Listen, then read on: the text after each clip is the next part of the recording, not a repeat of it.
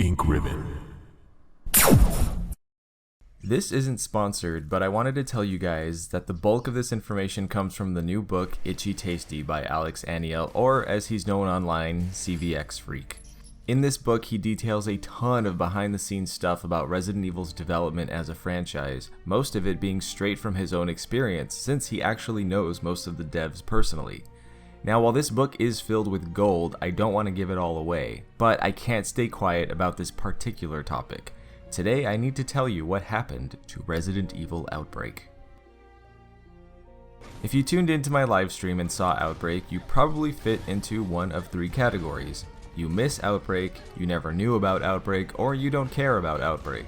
Regardless of what camp you are part of, Outbreak was and always will be a big deal in the Resident Evil franchise. But it's also one of the messiest handlings of a Resident Evil game Capcom has ever done.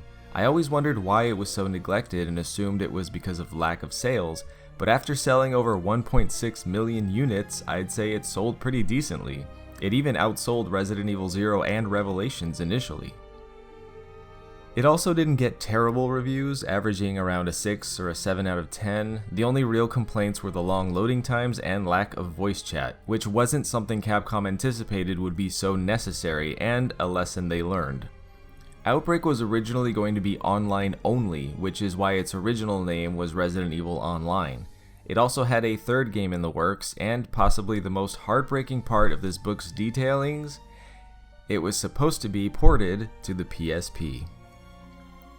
So for those unaware, here's what you need to know from the development side. In Japan, the game used a paid service for online play, and in America, it actually ran on Sega online services that were free for the player. This unfortunately meant that Japanese and North American players couldn't play together. After almost a year, it was finally released in PAL regions, except it didn't even have online mode included. That's how fast the game was abandoned. But why? Well, a few things. While the first game sold better than expected, File 2 did not. Failing to break the 1 million unit mark, the game's end was set in stone. In 2007, servers in North America were shut down, and by 2011, the game no longer had online play. Now, the heartbreaking thing is that if it had been ported to the PSP, it would have allowed for ad hoc mode, which means that you and your friends could play Outbreak together even without a Wi-Fi connection, and the game could have lived on much longer and in a new handheld form. It would have also been the only Resident Evil game released on the PSP. But this plan was cut short, not because of bad sales, not because of bad reviews, but because of sibling rivalry. It was all because of Monster Hunter.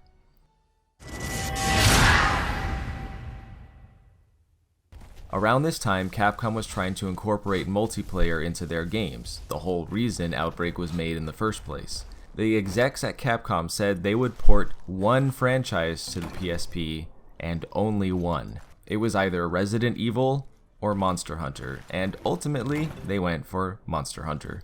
Now, I don't know why they couldn't have done both, but execs are gonna exec, right?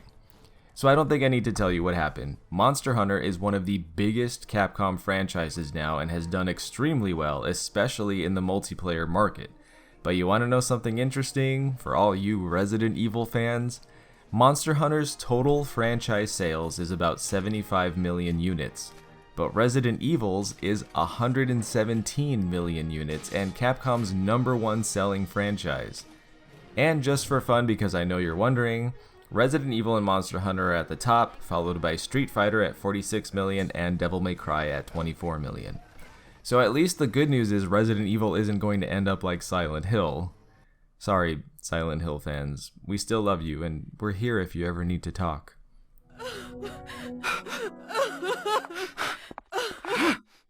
Now the last thing, because I know we've all thought this, why not just re-release it, or port it, or remaster it?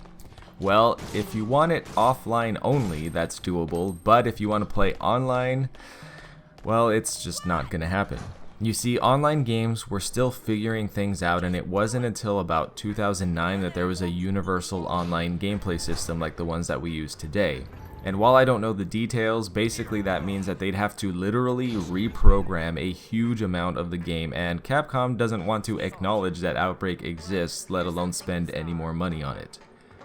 So that, my friends, is the story of what happened to Outbreak, how we never got File 3, and how Monster Hunter prevented us from getting it on PSP. Thank you for watching, and I hope this wasn't too much of a downer because it was for me, but I genuinely want to know what you, the Resident Evil fans, think of Outbreak. Personally, I love it, but the online reaction seems to be very mixed about it, and I don't have a clear idea of whether most Resident Evil fans hate it, or love it, or don't care. So, yeah, let me know in the comments. And if you want to get the Itchy Tasty book for your collection, I highly recommend it, and I will put an affiliate link in the description where you can buy it, which does help out my channel. Special thanks to you, Alex, for making this amazing book with so much insight into my favorite franchise. And thank you all for watching my content and being so awesome.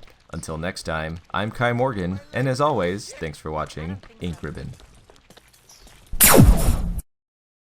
And a very special thank you to all of my Patreon supporters and YouTube members. Your extra support means the world to me and helps me keep making content for you guys.